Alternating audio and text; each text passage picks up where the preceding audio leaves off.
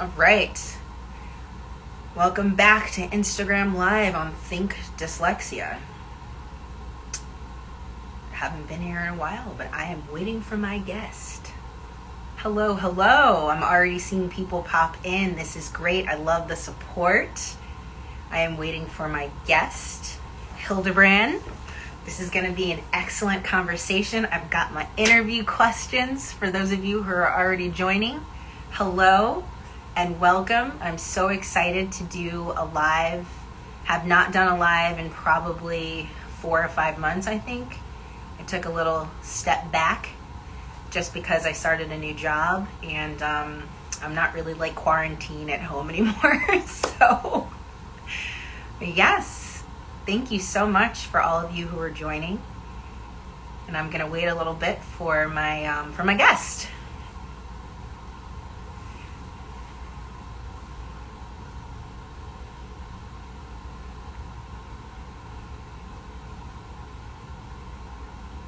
Can you guys hear me okay? Can I get can you guys give me a thumbs up or anything? Or I'm not sure. I'm probably just talking to myself, but it's okay. I like to talk. Oh, hello. Happy birthday. Okay, so here we go. I see that Hildebrand has joined. Let me see if I can request him in. Let's see here. There we go. Okay. Okay, so I sent you the request. Oh, hey, barely articulating. Oh, all right. Okay. Oh, you know what, Hildebrand? Hold on. Let me see here. Okay. I got to get this propped up right. Oh, no. Yeah. I think it's cutting me off based on where my camera is. This is the tricky part about doing these lives on your phone. Right. Trying to get something you guys are seeing me at my silliest. Actually, you know what? I'm just going to pull back. I'm going to pull back. Can you guys see me okay? Can you hear me? I can hear you. Can you hear me? I can. All right. Okay. All right. All right. Well, let's get this interview started. First and foremost, thank you so much, Hildebrand, for being a guest here on, I guess, my IG Live TV. Awesome. I'm very excited to have this really important discussion with you. But before we begin this discussion, I want to introduce myself to the viewers that are here. I am Dr. Lauren, and I am the owner of Think Dyslexia. I always like to share with the audience that I am an educator, a special educator, and I'm very passionate about dyslexia. I do not have dyslexia, so I don't want to confuse anyone because of my passion. But I do like to bring guests on my page to kind of share either their experience with dyslexia as a person, a student, or an adult with dyslexia, or someone who is like an expert in the field. And so just given a lot of the social justice work that I feel like I've been delving into the past few months, and I just came back from a virtual National Association Independent Schools conference for people of color, I'm just feeling really excited about just this conversation about literacy and what it looks like in the prison system, in the criminal justice system. And I know that that's kind of your expertise. So I think let's get started. Awesome. Yeah, so can you introduce yourself and kind of share with our audience a little bit about your journey? I know that you had started off as a physical education teacher in a correctional facility. So how did you get there, and where are you now? Yeah. So sort of like what you just said. So first of all, thank you. Yes. And hello to everyone. I'm Hildebrand Pels III. But similar to what you just said, I don't have dyslexia. I'm not a reading teacher. I'm not a reading specialist or anything like that. I went to school for physical education. I graduated from Hampton University in Hampton, Virginia, with a bachelor's degree in physical education. And my pathway was to pursue either a coaching career, athletic director, or work in professional sports. And I, in fact, went back to school to pursue my master's degree in sports management. Okay. but I took a physical education job at a correctional facility. First teaching job. Didn't know anything about corrections or incarcerated youth. I just needed a job. I was in my early 20s. And so I had a job at as a physical education teacher in this school inside of a juvenile correctional facility. I taught physical education. I coached the basketball team. I coached the football team and worked with the athletic program. I was on my way. This is what I was pursuing to do. But on days that the principal was away from the school, the assistant principal would take over, like in any other school, and the assistant principal would ask me to assist him. And I would basically move around the building. If things happen, remember it's a secure facility, I would then, deal with those things. But I saw my physical education students in the classroom, the same students who were talented, physically strong, athletic, I could build relationships with through the sports scene. I saw them in the classroom in a different setting, totally the opposite. Right. Fearful, couldn't read or write, and those type of things. And it was that really sparked my interest into education. That really inspired me. It depressed me, but it inspired me to want to find out more about why children couldn't read. And from there, I transitioned to ed administration, and I never looked back. It was in that setting that I decided to become a principal. Okay. So I actually want to touch on something you had stated earlier. One of my questions I was curious about was, what is your experience with literacy? So when you realized these students had trouble or challenges with reading, what was your approach to help them? Did you have any classic training with any Orton Gillingham or any Linda Bell or anything of that nature? No. So in my early career, what inspired me was to go back to school for education. So I switched from sports management to education administration, and also earned my principal certificate. And so I started out as an administrator in the high school level. Okay. And at the high school level, I saw students in the high school level who couldn't read. And when I started out in the late 90s, 2000s, when I first became a principal, that was the time of the No Child Left Behind laws. Right. And data was big within the No Child Left Behind rules and laws. And so you had to start really looking at your data. And I saw the data telling me that kids couldn't read, or they weren't reading proficiently. And so in the high school level, you see a lot of excuses. Oh, well, it's the elementary school's fault. Or, well, it's this fault. This is the problem. The fact of the matter is, these were kids who were in high school on their way out of, school and moving on with their life and couldn't read. And so I didn't have any real training, only a strong interest to get myself some professional development. So if the district had professional development, I would participate in that. Reading teachers that I knew, I would talk to them, So it was really about learning that way, more of a piecemeal type of way, and really visiting classrooms and really seeing what was happening. So I didn't have any real training or anything like that. But I read a lot, again, PDs, leadership institutes, all of those kind of things, just to get more interest in what we could do. And so I started learning about the science of reading. I started learning about phonics and phonemic awareness and all of those kind of things, which I know about, but didn't know in the context of how this should look in classrooms. Right. So that actually brings me to another question. I know I listened to one of your TED Talks on your website. If you have not listened to Hildebrand speak, you really need to. I think it's impactful and powerful. But you did say in your TED Talk about the idea that teachers at the university level just aren't getting that training. And I 100% agree with you. And I feel like it's truly a systemic issue. So I'm curious to know, as a colleague, what do you think universities need to really prepare those teachers that really go into these teacher prep programs excited, passionate, they want to make a difference, but then it's kind of twofold. They're not fully equipped. They're in the classroom and they don't know what to identify And it's just like this lose-lose for both teacher and student. So what do you think universities need? Yeah. So to your earlier question, so I learned by visiting classrooms, talking to teachers, talking to other folks, right? And when teachers are able to come beyond their vulnerability, they tell you the things that they don't know and the things that they need help with. And so as an administrator, assistant principal, and a principal, you're responsible for trying to get this kind of help. So you look at what the district offers, you might look at some partnerships and things like that. But along the way, I learned that teachers were struggling with reading.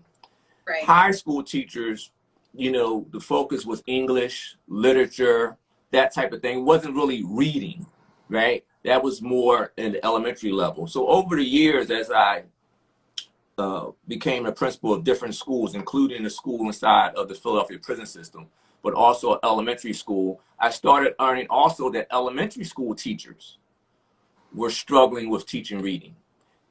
Also struggling with teaching math, teaching other subjects, right? So they're certified, but they're not necessarily reading experts. And so that got me to really look more deeply into what were the requirements coming out of school for reading. For me, when I came out, I was a physical educator, so I was not even aware of what an elementary school teacher or a reading teacher, the courses they were taking. So as I looked more into that, tapped into other networks, I found that not every university, some do better than others, some of them were not teaching the 5 components of reading. And they weren't touching on that. And that could be for a number of reasons. The professors were unaware of that. The professors were not skilled in that. Perhaps that, you know, the curriculum was an old, outdated curriculum, whatever the case may be. You know, it gets into those things they were calling the reading wars. You should teach it this way. You should teach it that way. And so I realized some schools were not teaching the 5 components of reading. And so teachers were coming out of school or are continuing not having any exposure or awareness about phonics, phonemic awareness, vocabulary, fluency, and comprehension. And so with that, how to assess it, how to measure it, how to inform and plan around it. So if you don't have those skills, then the knowledge that you need to present an effective lesson is not there. Well, it's interesting that you kind of talk about the content-based teachers, if you will. So I taught elementary school for 4 years in 2 specialized private schools that actually focused more on students with neurodiverse disabilities, more specifically students with dyslexia, dysgraphia, dyscalculia. So I started off my career actually getting that proper, you know, the science of reading with Rick Gillingham. When I went into public school, it was just really surprising to me how, oh, I'm sorry, I have a text coming in. I apologize. But it was really surprising to me. And then I moved up to the secondary level, that it was very much like, I'm an English teacher, I'm a math teacher, I'm a science teacher. You know, it was like, well, that's the kind of what you said earlier. Well, the elementary school didn't do their job. Exactly. But I had actually been a part of my school district trying to, a lot of angry parents with children with dyslexia, who actually were trying to push and move this along and say, what are these programs that you actually have in place? I don't feel like teachers really know what they're doing. Teachers are kind of admitting, like you said, that vulnerability. I want to do right by the kids, but the school district's paying for this and the school district's for that. And so it's really, I'm finding a very tricky situation. I mean, I've sat at several IEP meetings in the public school district where I'm looking at a child's IEP that says specific learning disability, but I'm reading the data and I'm looking at writing and they're in 8th grade and parents are telling me stories and I'm like, this kid's dyslexic. And I wasn't allowed to say that. And it's just so, I think for me, and I know I've had these conversations, and I think you have too, with Stephen Year out with Empower Dyslexia. Like, why are we not preparing our teachers to know what to identify? So then when they are identified in kindergarten, first and second and third grade, they don't end up, you know, finding other negative hobbies to do to end up in the juvenile system, you know? And so there's so many different complexities to that. And I know that there's also that intersectionality of race, class, poverty, all of those things. Yeah. And, you know, I'm curious to know your perspective as a Black educator. You and I are both Black educators. Yeah. Do you feel educators in general, because data supports, I think, what, 80% of teachers are white female teachers.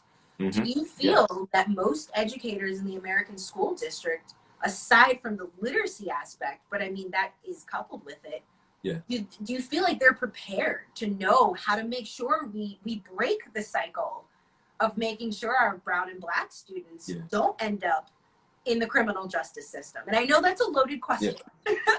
So, no, it's not a loaded question, but it's an important question because it's the elephant in the room. And so teachers, I believe teachers who care about kids, care about their craft, care about looking at data and really seeing kids be successful, white or Black or otherwise, can do a good job. It's about that intrinsic, this is my craft, I'm going to get better, I want to see my students excel. So that's one part. But then there's the other part where folks don't care. Folks don't care about Black and brown kids. Folks don't care about whether they can read or not. Folks, you know, push back on, you know, intensifying reading programs and really looking at data and intentionally planning for individual kids and how the lesson. Folks push back on that. So it is that group that we have problems, that they're in front of our kids. And quite frankly, they shouldn't be in front of our kids. And then the Black and brown issue, white, Black and brown, culturally not understanding our kids, not understanding Black boys in particular. There's a reason why many Black boys and Latino boys are in prison. And you see it at the elementary grade levels. I try to address it within this school to prison pipeline conversation. When I address the school to prison pipeline conversation, I address it from reading. Most people address it from behavior, discipline, suspensions, and expulsion, because that's how we're treating our Black and brown children. Is when they misbehave, we deal with them. We find all types of ways to deal with them, ostracize them, put them out, do those type of things with them. When the reality is they can't read and the teacher is not being caring enough to make certain that that part of the problem is fixed. And so children then fall out of love with education. They get frustrated. They may do things in the classroom that's disruptive. They may walk out. They may put their head down. They may do whatever they do. And then we deal with it from the behavior aspect. And then we lose them. It's about the reading. And so any teacher who cares about reading, white or Black, will do fine.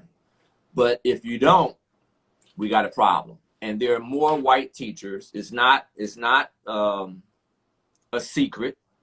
It's more white teachers and female teachers that are in the elementary school settings, and many of those neighborhood schools, urban schools in particular, have a lot of Black boys in them. Right. Yeah, and I think to touch on your juxtaposition of the behavior versus the literacy, you know, if you look at special education statistics, it definitely supports that more brown and Black students, boys, are recommended for special education. And I remember 2-3 years ago, I had a young man who was on my caseload. He came from, I'm in the suburbs of Baltimore. So he came from Baltimore City to the suburban community that I used to work in and live. And his IEP diagnosis and just everything in there was alarming. And so I met this young man, and everything that was in that document was nothing I saw. And so we actually had a 30-day period to assess you know, from the county perspective, Yeah. we need to reassess this child. And so we reassessed him, and his disability went from emotional disability, where he had crisis intervention, like he had all the worst kind of support. And really, Right. his Right. disability was, I think, a processing issue, and I think he struggled with reading. Right. And Right. and the behavior dissipated. There was no behavior issues. And that's the issue. So emotional support means people identified or referred them to special education for behavior. Right. And once someone like yourself and your colleagues who care about your craft reassessed, looked at that, was urgent about it, and saw something totally different that could help that child be successful. I was talking to, and I have frequent conversations with school psychologists, and in one in particular, and we were looking at a lot of the referrals, right? Really looking at why a lot of parents are asking for referrals and the reasons, permissions to evaluate. And we see that a lot of it is because of reading, right? My child can't read, you know, and parents are requesting special education because they want help. Yes. And they're not seeing the tier 1 instruction in the classroom being effective. Right? They may talk to the teacher. The teacher says, "Oh, okay, it's going to be okay. I'm going to try these things," and it's really not intensive, and they're not seeing any movement. And so when we looked at how we can improve the MTSS process and other support process, the psychologist said to me, "What if teachers could just teach the coding? Maybe we wouldn't have as many referrals." And basically what she was saying is that teachers are struggling with teaching reading. We're not addressing that. We're skimming over it because we don't want to offend the profession. We don't want to offend teachers. We don't want to have this hard conversation about teaching and learning that might hurt some feelings about what we need to do to improve reading instruction. And so for me, it's about reading and literacy. And so my training, no training in terms of Wilson or Orton and those type of things, but it's really about the things and experience I've collected as a leader in schools and what we need to do. Yeah, and you know, I often feel, and I've said this before, so two things I wanted to address that you said. So behavior. So let's go back to that. Yes. I think oftentimes teachers, so how do I say this? When you're in grad school or undergrad for education, you don't really learn classroom management. You might take a class on it, or they might, you know, talk about it for a week. But bottom line is, when you're a teacher, like most jobs, it's a lot of on-the-job training. There's a lot of, depending on if you're in the rural, urban, private, it all varies based on your personality, based on your teaching philosophy, based on the students, the demographic. I mean, it's a lot of complexities.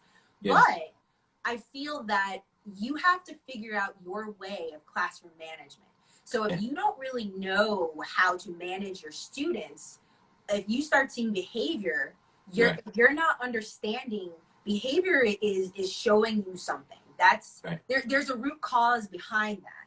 So in the elementary school level, maybe it is literacy and someone doesn't know how to identify it because maybe they're a young teacher and they're overwhelmed and they're just trying to get through the day and write lesson plans. I mean, there's a whole wide spectrum of that. Yeah. And then by the time that behavior is just tracked throughout the system, and then that kid is in 9th grade, and then it's like, oh, he's been suspended, he's been expelled. You know, that's where when I taught 8th grade, I'm like, we need to look at the data here.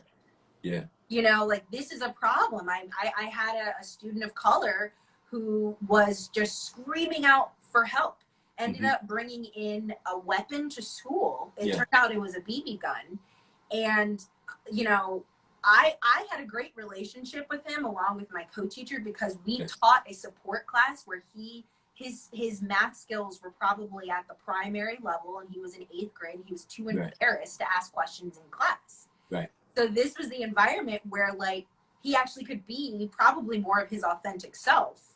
But because he was kind of pushed through the system for so long, he was called lazy, all these things, he ended up getting expelled for that incident because it Right. was a cry out for help. He wanted Absolutely. he wanted friends, he wanted people, he wanted his parents to pay attention. I mean, it was really sad, and he ended up going to a behavioral school in the county.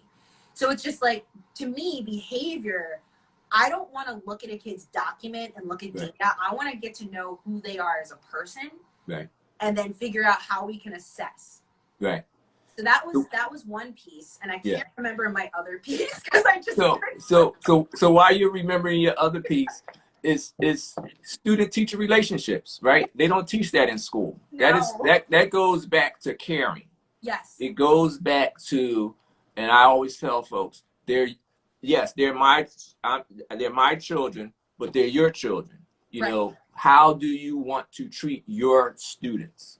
You know, when they do something wrong, do you want to just send them to the principal and the principal handle it, but they're your students? How do you want to handle your students? You know, and so that building relationships with children, getting to know them, getting to know their family where you can, is most important. But going also back to, and I talk about it in my TED Talk somewhat, is going back to reading. When children learn how to read, their reasoning skills, their thinking skills get better. So some other things develop in them. Right. Their awareness, their knowledge of wanting to get more information, right? So all of those things, along with building strong relationships, are the foundations for classroom management. Right. Because over the years, when I look at, particularly when I was an early principal, I used to always read things about classroom management and discipline. I think when I was getting my master's degree, I might have did a thesis on discipline. Like that was like popular stuff to do. And what I found is it always comes back to relationships. Whatever works in your classroom, the way you organize it, your routines, your expectations, how you greet your kids in the morning, recognize all of those things. That's classroom built, is a part of classroom management. So I don't know that is one thing that you should be doing, but if you're willing to care and have relationships and see that they learn under your leadership, they can go a long way. Yeah, and you know, to touch on that really quickly, relationships are huge. And so, you know, when I was in my private independent schools, which I currently am now, but I'm not teaching, I'm more of I'm the learning specialist for the middle school. So my role is multifaceted to support parents, students, and teachers. But when I was a classroom teacher in private schools, I had 12 kids. So that was those were my kids. I knew the family. I knew, you know, what was going on behind the scenes, if a kid came in with anxiety or didn't do their homework. But I found that one of the biggest things I learned in middle school was these comments. Well, I teach 130 kids. You know, I can't get to know all of them. Or like, well, you know, this student is difficult. Well, you know, they just come in and put their head down. You know, all of those things where I would, you know, hear these comments and my phone is just blowing up. This is just, I hope this is not really on the live. But anyway, yeah, but you know, it was those kinds of comments that I thought it just takes 5 minutes. You can ask a student, hey, how was your basketball game last night? You know, or like, hey, you know, I really noticed you bumped up your math score on that quiz. Let's do this again. Like those small things. And so I always say, kids won't necessarily remember what you teach them. They'll remember how you made them feel. Absolutely. You know, and so I think that's a bigger issue that I don't think most teachers, especially the seasoned teachers, especially given 2020, the, you know, COVID, all of this, teachers are burned out. They're burned out. You know, and so it's a lot easier to just be like, whatever, they didn't turn into work. You know, what do you want me to do? You know? Right. It goes back to that caring.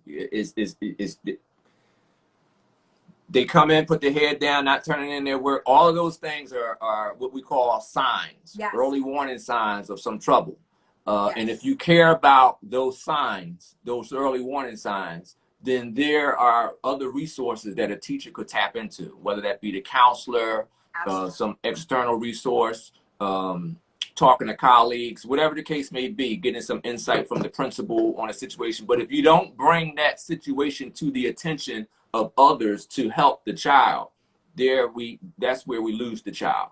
Right. So when folks don't care and aren't willing to establish that relationship, we have a problem, or think the problem is not their problem. Right, right. Yeah. So that brings me to my last question, and then I want to see if anyone else has any questions. Okay.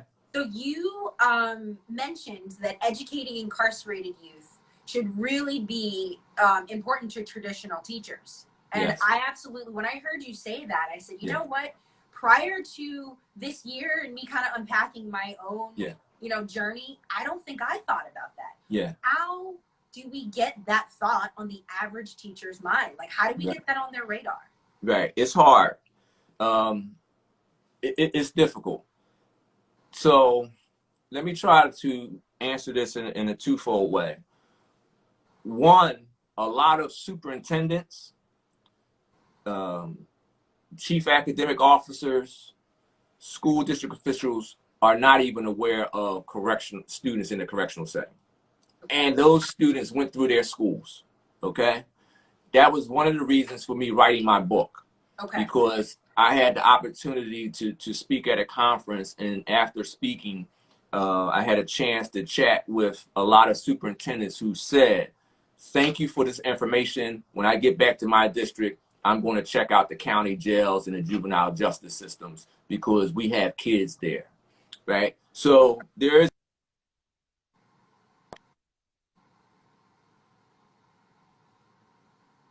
inside of it. I think so the students inside of a correctional setting, through their actions, through their conversations, through their academic abilities or lack of academic abilities, for the most part, tell us what's wrong with schools. Okay. They can tell you about the interactions they had with their schools. They can tell you about the poor teacher relationships they had. They can tell you about their literacy challenges and that they weren't fixed. They can tell you, I couldn't read in second grade, but now I'm 15 years old. They knew I couldn't read, but nothing happened, right? They can tell you these things. And so the information and insight that they have can inform practice.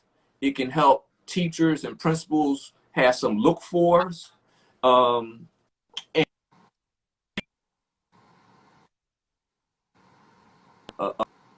A prep program that aspiring teachers, particularly elementary school teachers, visit correctional facilities and have conversations as thought partners with incarcerated youth, so that before they enter the public school setting or private school setting, whatever it is, they understand what their responsibility is when it comes to reading. Okay. No, that gives me some perspective, you know, and I think that this is definitely something that's now on my radar. Yeah. Because I want to be thinking about how can I best support public schools and teachers and kind of bringing that awareness. I'm very interested in reading your book. I'm going to definitely check it out. Let me add this to so I've always give small speeches. I've traveled to London to speak. I've spoke at conferences. I've spoke locally, small, whatever. But it wasn't until the TED Talk that more people, that platform really tapped into people who were interested in dyslexia. Right. And the fact about the literacy. So when you talk about this subject from the incarcerated aspect, folks get turned off. Incarcerated, juveniles, crime, prison. Right. Nobody wants to talk about that. But strategically, once I started connecting and really focusing on the reading, now folks kind of hear what I'm saying. Right. Right. But I've always been saying it, right? But it was that reading aspect from the incarcerated youth perspective that is so powerful, and more educators, if you care about it, need to look at the prior academic experiences of incarcerated youth. Right. And adults that are incarcerated who are in their 40s, 50s, and 60s and still are illiterate. Right, because I remember you talked about that in your TED Talk. I think it was a man that was in his 50s. Yeah, You know? yeah. He approached me in one of the correctional facilities and scared the heck out of me. Really, I was like, oh my goodness, because it's an adult facility. It's over 9,000 inmates in 6 different facilities. Right.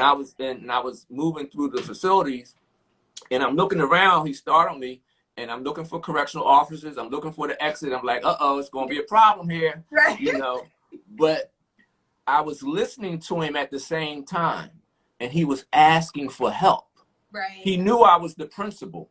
Right. And so I didn't know him, but he knew I was the principal, and he saw that moment, that opportunity. Right. To ask for help. He asked for help. And his help was, he said, I thought he needed help to get into the adult basic ed program or into the GED test center. Okay. And so he got really upset. Then he was like, no, I don't need that type of help. I'm still in the Hooked on Phonics program, and I want to get my GED. Wow. And I was like, whoa, this guy doesn't know his alphabet. He doesn't know his letters and sound relationships. He doesn't know, 3-letter words. This was very deep. And so it is a lot of adults who were once our students, right? So they grow up never learning how to read. And I say in the TED Talk how he was carrying the burden of a lifetime of illiteracy. Yeah, that's what he was frustrated with. Yeah, I mean, honestly, I'm telling you, if you guys have never seen Hildebrand's work, please check out his TED Talk. It's on your website. Yeah. And it's amazing. Yeah. Well, I'm looking at the time, and I want to see if anyone has any questions that we can open up. And actually, I'm going to grab my phone and see. I think there were some comments that were dropped in, but because I was so far away, I couldn't see anything. So let's see here. So there's always a reason for these behaviors. Absolutely. This is such a powerful conversation. Thank you. Thank you. Thank you. Let's see. SEL is paramount in and out of the classroom. Absolutely. Addressing it from reading. Yep. The pushback is real. Absolutely. These are some really powerful comments, guys. Yeah. Thank you. Yeah. Yeah. So I don't know if anyone has any questions, and if not, I don't know, Hildebrand, if there's anything else you wanted to share. Yeah. I felt like this was super impactful, but I know that we could talk forever about this stuff. Let me just share this one story, if I can. Yeah, sure. All right. So the Philadelphia prison system at the time was the 5th largest urban county jail system in the United States. It had 6 correctional facilities right on its property. 6 big, large correctional facilities. And so I was in charge of the juveniles who were being tried as adults. Wow. Right. So they were going to spend decades or life in a state correctional institution. And so they were receiving a middle school and a high school education. But I also was responsible for adult basic education and the GED test center. And I didn't give the GED test. I was just the chief examiner. I had folks who gave the exams. And one day a social worker came to my office and thanked me and said, thank you for helping my client take the GED test. And I said, you're welcome, right? And I get people saying thank you about GED tests or helping me with this or that all the time. I did. And so it was no big deal. But it was something about this particular social worker, because she came back again and said, when she saw me again, and said, I really thank you for helping my client. And so I went back, like, what is she talking about? And I went back to my examiners to find out, who is this client she's referring about? Who is this adult inmate she's referring about? And they told me who it was. And then I said, well, what's the deal with them? Is his case a big case? Is it is he in the news? Was his crime something that that I wasn't aware of? Like, what's the deal with him? And so I went to find out. And I found out that he was he had just turned 19, 18, 19. And he had just been sentenced to death.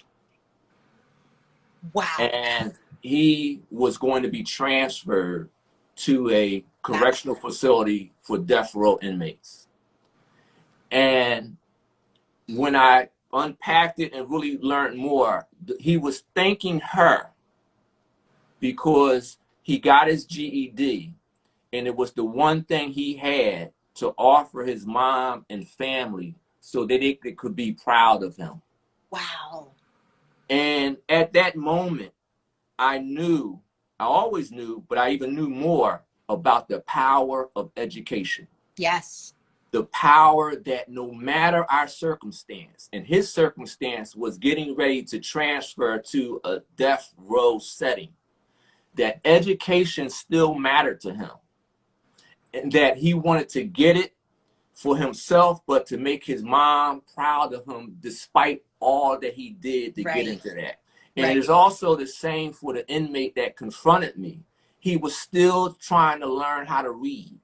And so education is powerful. Right. And that's what I'm trying to convey when you talk about, well, what can you learn from incarcerated folks? That's what you learn, how powerful this is. And even if incarcerated individuals are hungry for it, our elementary students should be getting it too. Right. And so, wow, that is a very, I mean, I'm seeing the comments here because my phone is right in my face, and I mean, that is powerful. And I think this gives us perspective to not just kind of say, oh, that's a criminal, we don't care, you know, or people that are like, oh, you know, I'm all about the death penalty. You know, I think about Central Park 5. Right. Yeah. And Corey, what was his last name? I can't remember his last name. Yeah. He was the only one who was tried as an adult. Yeah. And the actual person who did it was like, you're in jail for something I did. Right. And I just remember watching the Ava DuVernay, you know, on Netflix. Yeah. I was crying, weeping, you know, and this was big for me because I'm 33 years old, and I feel like there's a lot of stuff I didn't really know that I'm now starting to unpack and realize. Like, of course, I knew about Emmett Till and, you know, just history growing up as a Black person. You know these things, but I don't think I really knew about systemic racism until this year. And I just remember watching the Oprah interview that she did with the actors and the real Central Park 5. Yeah. And they basically talked about how their lives, I mean, you know, some of them had more of a positive outlook, but their lives were ruined. They were ruined. Yeah. I mean, and the ones that got out when I think they were in jail for 5 or 6 years, they didn't know how to enter the world and date and, you know, go back to school and get their I mean, all these things that it really opened up my eyes to, you know, this is a serious issue where I know there are white people in jail, but I mean, you know, it's mostly brown and Black people. Kids, adults, and it's just like that story is just wow. I mean, he knew his life had changed, but he still wanted to learn. Yeah, and I saw that documentary and I saw the Oprah piece, both powerful. But when you ask the question about race and poverty and class, one of the things that I learned, and it's the same I would imagine with the Central Park 5, resources. Yes. Not having resources to defend yourself. Yes. Right? Where other communities have access to those resources, or people will even pay for you to be defended. Right. But Black and brown children, I saw it a lot of times, particularly with the juveniles being tried as adults, that their trial would last a day. And you get 30 years. Right? Not weeks, but a day. You know, they go. You say, where John went to court today, and John doesn't come back. You know, John, you know, only thing that comes back is the word. Right. You know, John, they sent him up, and he went from there up to, you know, state, 30 years, life. Not having resources, you know, bail reform, all of those things are so important in this criminal justice reform piece, but also having education in these settings. Right. Quality education in these settings is so important too. Well, and the last thing I want to say about Central Park 5, I remember watching this, and it was the scene where the white prosecutor was going in on Corey, and she preyed on the fact that she could tell he didn't know what she was saying. She starts bringing up some real big words, and she starts using the word truancy, and he had no idea what that meant. Yes. And he's just like, I don't know, and he's getting defensive, probably anxious, upset, not knowing what's going on. And this woman just attacked that and ate it up. And I was so, as an educator, I was like, I am so upset. This kid is 16 years old, and his life has changed forever. So associate that back to the science of reading. Yes. And the 5 components, the vocabulary component. Yes. Like the words you know and understand help you think, right? Yes. And if you don't know words, fluency, you right? can't. And right, it goes over your head. And Corey, he got the longest sentence. He did. He I don't know it to be a fact or not, but just based on the documentary and everything, he seemed like the others may have had more educational experience than him, right? And so that is the one that really gets railroaded. It goes back to that education. And even if he was receiving special education services, so often, not all, because I've seen some great special ed teachers over the years, my goodness. But so often you might have special ed teachers who don't understand reading. Oh, yeah. Right? Yes. So even though you're getting those services, doesn't mean that the reading improved. No. And see, he didn't know the word truancy. That changed his life. It really did. It really did. Yeah. Devastating. This is such an impactful conversation, and I'm looking at the time, and I don't want Instagram to just kick us off. Not a problem. So I want to say, Hildebrand, thank you so much for being a guest on my IG Live. I think you know, this was impactful here, and I know people are going to be viewing this at their leisure. Awesome. So thank you so much, and thank you. Yeah, everyone who's been here to support us, and I hope that we can do this again sometime. Awesome. I hope so too. Thank you so much. This is my first IG Live. Thank you. I feel good now. And so I'm glad we connected. Listen, that's right. I'm glad we connected, and I'm glad you connected with me, and I've been just enjoying your post and everything that you do. Thank you so much. And I look forward to seeing your work in the future too. All right. All right. Have a good afternoon. All right. Bye-bye. Bye.